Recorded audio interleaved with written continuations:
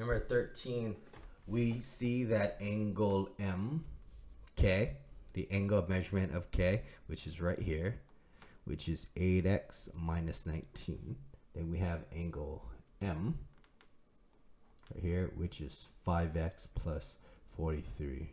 Okay, these two are not congruent. These two actually add up to 180 degrees. Okay, we proved it in class, right? We proved it in class. All right. Okay, here let me give you the explanation. Okay, all right.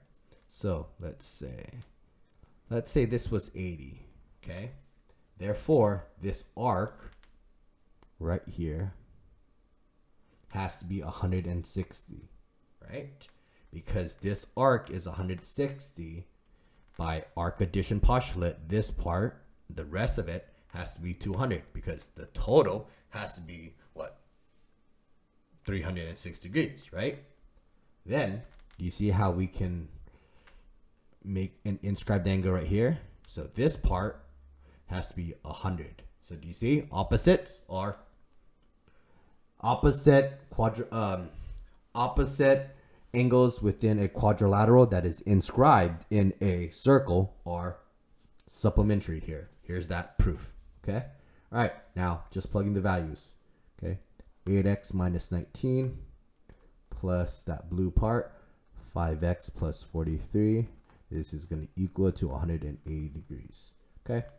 8x plus 5x is 12x. Minus 9 plus 43, so that is 24, is equal to 180. Minus 24 to both sides. This gets you 156 is equal to 12x. Divide by 12, divide by 12. You get x is equal to 13. So there you go. Now we want to find what angle M is. We know that angle M is 5x plus 43, so we can make that substitution of what our x was, which was 13, back in. Okay.